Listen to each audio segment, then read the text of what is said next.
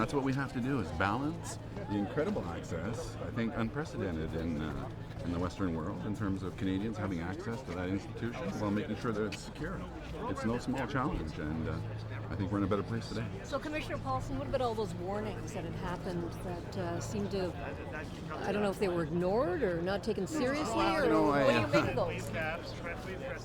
The warnings, there was a elevated threat level was one warning, right? And we were already operating at a medium threat level on the Hill. So what I took exception with in the reporting from the other day from the CBC was the idea that the average Canadian reading that could have said, hey, somebody warned the RCMP and they downsized their patrols. That's just not what happened. It's not fair, it's not accurate.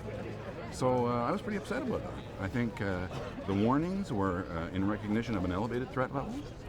Our warnings were to our officers to be mindful of how they conduct themselves. There was no specific threat that said, hey, there's a guy named Bebo who's going to come shooting and run up on the hill.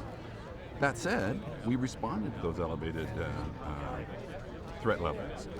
The fact is that, the Bebo did get to the building, did get inside the building, and we're just all very grateful that he didn't do any harm inside. But what about the cuts, though? I mean, were you not short of staff that day because of the cuts? No, we were not.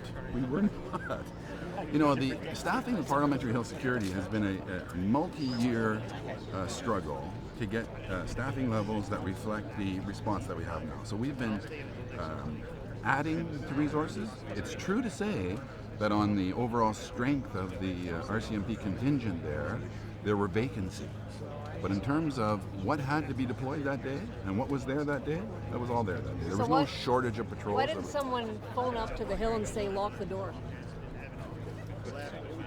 When? When the guy was running up. Well, I think we've had some studies of that, and people were trying to react to that. Those are the things that we've learned from, is there was maybe a minute and a half, less than a minute and a half between him getting to the fence and inside Parliament Hill. There's a number of things that we've identified as things that need attention. I think Hill Security actually recommended having automatic door locks, but the Board of Internal Economy said no. Well, I can't speak to that exactly, but I can speak to the need, to the relationship that we have to build and be respectful of with the speakers of both the Senate and the House who have, authority over the Hill. We have to be responsive to that, and that's what I was talking about earlier, which is the balance between access to the Hill and securing the Hill. Like, we could easily lock the place down and nobody gets in, but for strip search. That's not acceptable to Canadians, and it's not acceptable to us. So finding that balance is very important. Commissioner, is it possible that at some point the media could talk to the four officers who played such an important role? They've been overshadowed by Kevin Vickers, who was very brave, but these men were very brave too, and somehow you read it, the accounts, they didn't do anything. Well, if you read the accounts, the RCMP did a lot of that. But only when we get the unedited accounts, sir. Sure. And but I think, as I said the other day, I think it's very important for Canadians and for members of the RCMP to allow the reviews and the examinations to take place, and then have a firm understanding of what happened that day. And then we go forward and we recognize those officers, because it's more than those four officers. There was a lot of very heroic actions by the men and women of the Parliamentary Health Security and the Senate Security. There's a lot of people that are going to get recognized. So, I think that's a fair question. I think those members, if they're inclined to want to speak publicly, I think we should let them do that, but we should go through the process of announcing the awards, having the ceremony, dealing with the families, supporting the members, supporting the employees, and I'm sure how would you characterize the domestic threat level now? How would you characterize the domestic threat level now? Because for a while it stayed at medium. Are things different now? Is the threat level different? That continues to be the threat level that we're operating under.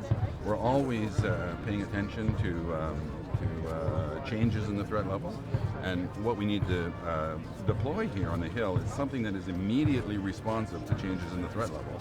And that's yes, we do, and that's the concept of operations that we've built. You were talking about discussions with the Speaker. Have they been resistant to what you wanted to bring in, and what has the push and pull been like? Because I know there are people, there are senators who said this isn't nearly where we need to be.